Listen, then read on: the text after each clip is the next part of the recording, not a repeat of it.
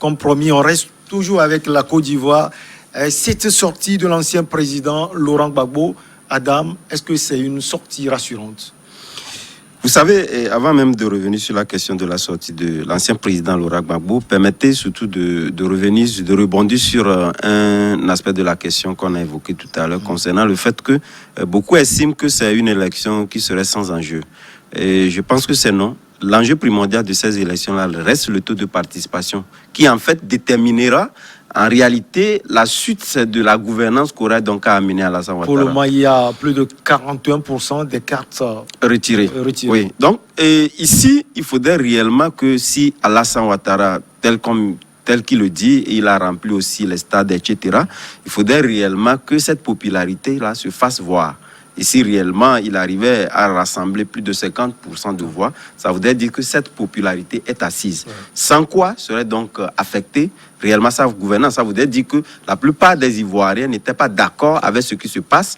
Et ça, lorsqu'il y aura donc appel à désobéissance civile, appel à manifester pour donc mettre des embûches sur la gouvernance, ça aurait pris. Donc maintenant, revenons donc... Est-ce que tu parles plutôt du taux de participation. Du taux de participation, oui. Mais est-ce qu'en Afrique, nous tenons compte du taux de participation? Oui, naturellement. Non. On donne les chiffres. Parce que, on donne les chiffres, mais est-ce que ça a des répercussions sur les résultats? Je ne suis pas en réalité, les cartes d'électeurs seront même distribuées le jour J. Pour permettre à ceux qui avaient craint, plusieurs les gens, il y avait des gens qui faisaient donc de ces soulèvements, des gens qui craignaient pour leur vie.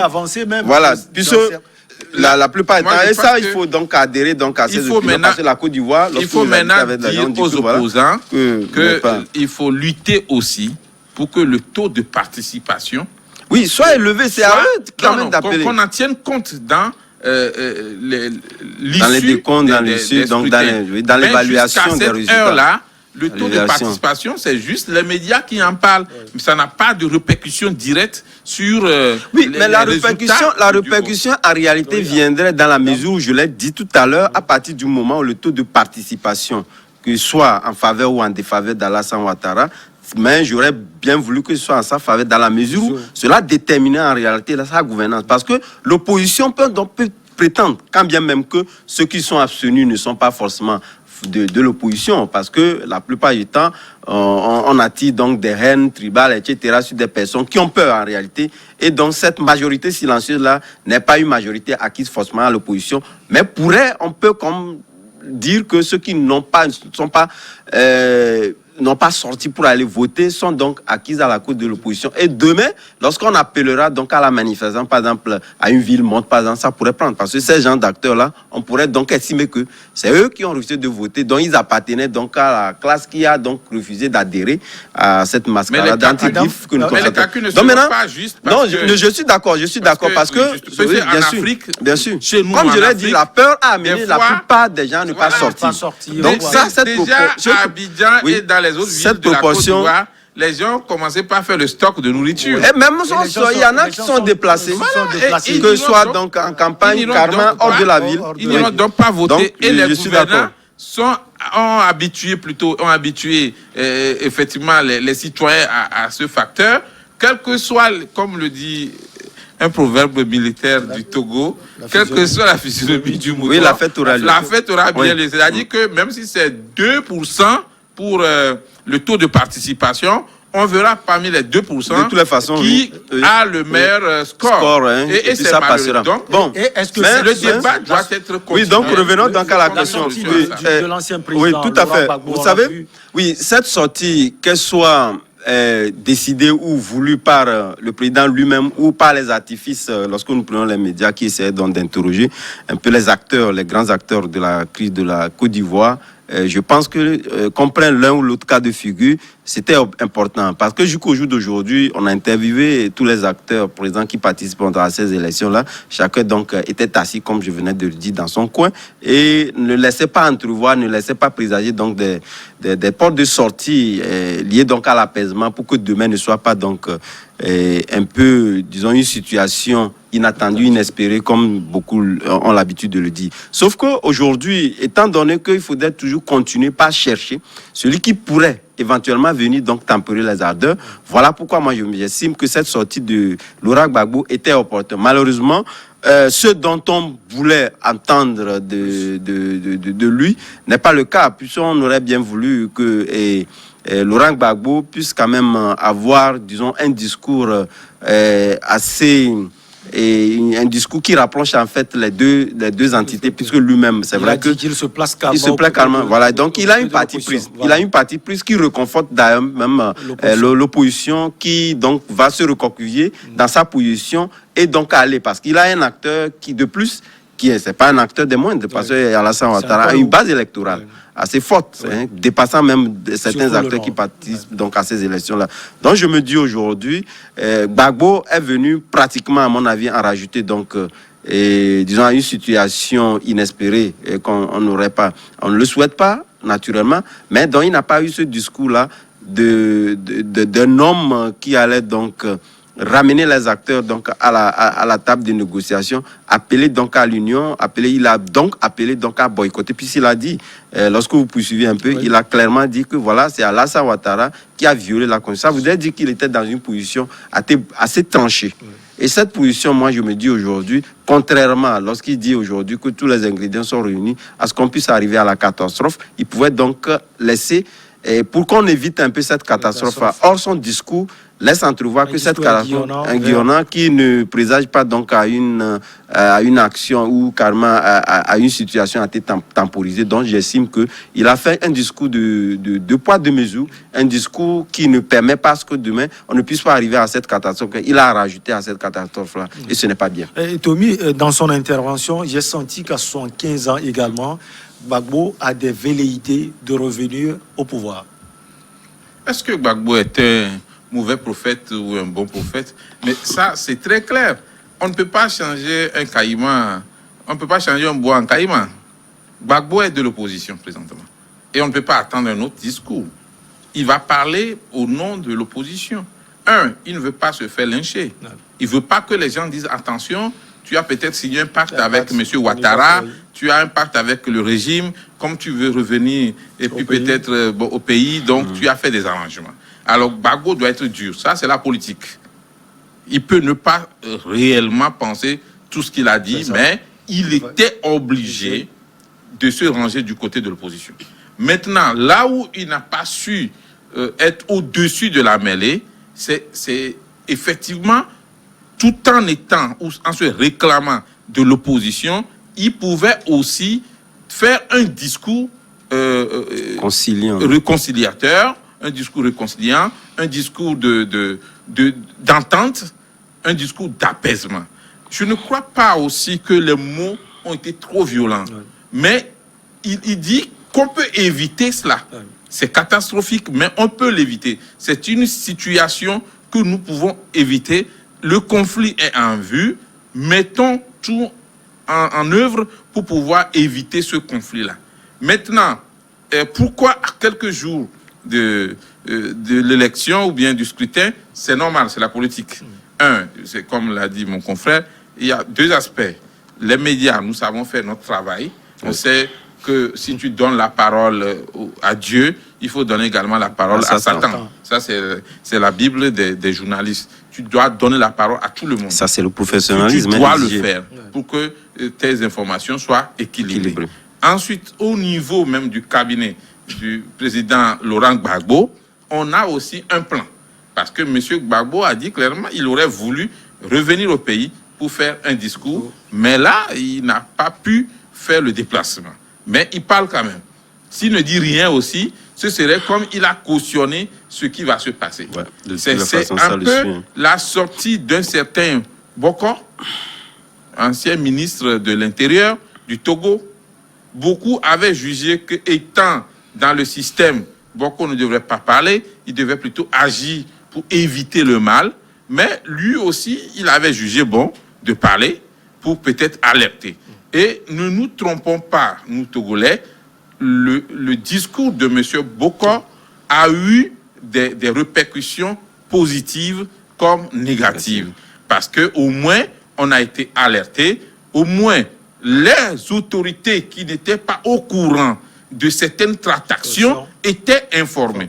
J'aime beaucoup ce discours de M. Abbas Bonfo qui dit, moi je dormais vers 4h30, on m'appelle et puis on me dit, écoute RFI, j'écoute la radio, on dit que mon ministre vient de démissionner et il a fait un discours. Alors, M. Gbagbo Laurent Koudjougou a essayé de faire un peu la même chose pour dire, attention, je sonne sur l'alerte, et on risque d'avoir des conflits, on peut même assister à des cas graves, on peut toujours arrêter. Mais il pointe en même temps son doigt accusateur sur M. Ouattara Gbagbo et M. Ouattara Draman Alassane. Et ça, c'est normal, oui. Parce que c'est lui qui l'a fait partie du pays, c'est lui qui l'a envoyé à la CPI, c'est lui qui ne veut pas qu'il revienne vite. C'est maintenant que M. Ouattara aussi fait des ouvertures. Oui. Pensant aussi à l'électorat de M. Gbagbo. Oui. Parce que s'il ne fait pas ce signe-là, peut-être les gens vont rester toujours campés sur leur position. Donc, il fait un effort, un clin d'œil aux Gbagboïstes, hein, pour les inviter aussi, peut-être à revoir leur situation. Il est très important qu'en tant qu'homme politique, M. Gbagbo essaie aussi de prendre son téléphone pour appeler ce jour, avant minuit, M. Ouattara, pour discuter avec lui. Et M. Ouattara, en tant qu'homme politique, homme d'État, ivoirien, africain, mondial, il était au FMI, tout comme M. J.Chris Olympio et beaucoup d'autres. Et si on parle des anciens hauts fonctionnaires des Nations Unies, hein, venus d'Afrique, Ouattara est parmi ce monde-là. Je ne pense pas que c'est le fauteuil présidentiel seulement qui est le service qu'on peut rendre à une nation. On peut faire beaucoup d'autres. La Côte d'Ivoire a besoin de beaucoup d'anciens présidents. C'est le Togo qui n'a pas la chance d'en avoir beaucoup. On espère que d'ici 25 ans, on aura aussi beaucoup d'anciens présidents. Oui, pour qu'on puisse avoir beaucoup d'anciens présidents.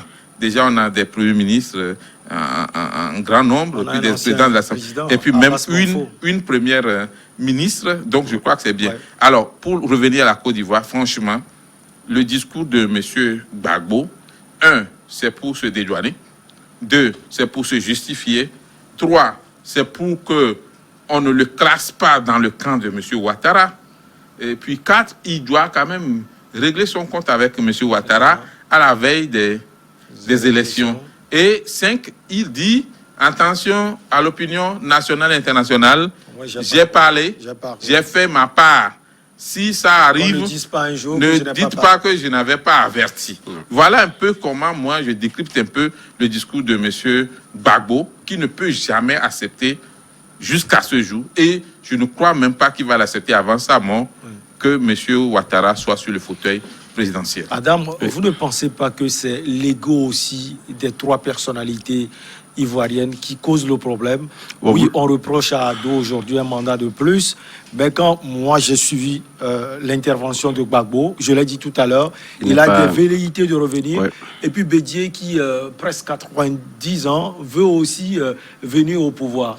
Oui, vous l'avez dit, cette question, la question d'ego est toujours là, la question de leadership de chaque acteur est toujours là, parce que lorsque vous prenez Bédié qui était carrément out du jeu politique, et compte tenu du fait que Alassane Ouattara nourrissait l'envie de se présenter, tout de suite il a sorti également ses envies de pouvoir donc se représenter, quand bien même également dans son camp, c'est ce qui a même amené donc cette division où d'autres acteurs n'étaient pas d'accord sur le fait que à 86 ans je crois qu'il puisse donc encore nourrir l'envie de pouvoir donc revenir aux affaires. Donc quelque part c'est vrai que vous l'avez dit, lorsqu'on fait un peu des comparaisons entre les trois acteurs majeurs, Bédié, Gbagbo et puis Ouattara, vous constaterez qu'aucun n'est prêt aujourd'hui à pouvoir donc lâcher prendre. Que ce soit au niveau de Gbagbo, qui dit aujourd'hui nous sommes dans une situation assez critique, une situation tendue, où on est presque dans une situation de blocage, où on dit, voilà, on réclame que voilà, c'est l'autre qui doit faire le pas. Même si on a la science infinie de pouvoir donc créer la chimie qu'il fallait donc pour arriver donc à cette situation tempérée, à cette situation de paix, en tout cas au regard de cette situation qui se passe, je ne pense pas qu'on devait donc encore nourrir cette question de leadership, une question de pouvoir dire que voilà, c'est l'autre qui devait faire le pas avant que je ne puisse donc prononcer ce mot-là pour amener donc les acteurs à pouvoir donc entendre raison. Donc ça voudrait dire que chacun est campé dans sa position. C'est vrai que avant même cette sortie Gbagbo essayait donc d'entrevoir dans des discours d'union, des discours de paix qui ne gardaient rien. Mais aujourd'hui, il y a donc un discours assez contradictoire qui fait présager qu'entre-temps, c'était une situation. Et ça, c'est également la politique. Et je pense que, et comme moi j'ai l'habitude de le dire, la politique aujourd'hui est une science. Et cette science-là se nourrit en réalité de l'environnement dans lequel nous sommes. Avant, Laurent Gbagbo était dans une situation, il fallait donc prononcer dans des discours allant dans le sens d'apaisement, allant dans le sens d'union, etc. Aujourd'hui, il est dans un discours guerrier pratiquement, où il ne compte pas aujourd'hui voir, parce que lorsqu'il dit c'est Alassane Ouattara qui a violé la Constitution, on ne semble pas quand même lui concéder un peu cet aspect de pouvoir donc libérer la Manche, lorsqu'il avait donc estimé que voilà, il avait donc un devant qui devait donc prendre sa place. Donc ça voudrait dire quelque part qu'on nourrit toujours des envies égoïstes entre eux d'abord et des envies de ne pouvoir pas se pardonner. C'est vrai que Vivien l'a dit tantôt en disant qu'il y avait l'autre acteur qui pouvait être donc un faiseur de roi qui se trouve être l'ancien président de l'Assemblée nationale, Guillaume Soro, qui, à mon avis, ne s'est pas tué. Ces derniers temps, vous avez vu, il a fait des sorties sur les réseaux sociaux. Et il y a aussi un acteur qui se trouve être le bras armé de cette reine tribale, je pense, qui fait, je pense au Capi ou un nom comme ça, qui c'est donc où on prétend dire que voilà, ses soutiens, c'est Guillaume Soro, etc. Donc, chacun cause dans l'armée. Voilà, etc. Donc, de près ou de loin, de près ou de loin, tous ces acteurs-là, tous ces voilà. Donc, on dirait d'ailleurs même que, on dirait dire que M. Soro a plus de soutien dans l'armée ivoirienne, plus que M. Ouattara, qui est le chef suprême de l'armée, ce serait se tromper. Non, se tromper, je n'y crois pas, parce que quelque part, il faut interroger l'histoire. M. Soro peut avoir des adeptes ou des sympathisants ou partisans dans l'armée. Mais dire que M. Soro est plus implanté dans l'armée que le temps a permis à Alassane Ouattara d'affecter en réalité cette manière d'analyse que les gens nourrissent. En réalité, c'est vrai parce que quelque part, avant même la prise de pouvoir d'Alassane Ouattara, c'était Guillaume Soro qui était donc le chef suprême des armées. C'est lui qui a mené les armées. En fait, ces armées-là qui sont venues damer le pion à Laurent Gbagbo, c'était leur patron, leur chef. Non, il était chef de rébellion. Je ne réplique pas, de toutes les façons. L'armée régulière. Non, il y a l'armée régulière, mais lorsqu'ils sont venus, c'est eux qui ont pris tout. Il y avait donc cette graine-là qui était nourrie. Dans chaque pays, c'est le président en exercice, du moins dans la majorité des pays, c'est le président en exercice qui est le chef suprême de l'armée. On est d'accord. Et au niveau de l'armée, c'est la discipline. Le débat est intéressant. On va revenir chez nous au Togo juste après la pause.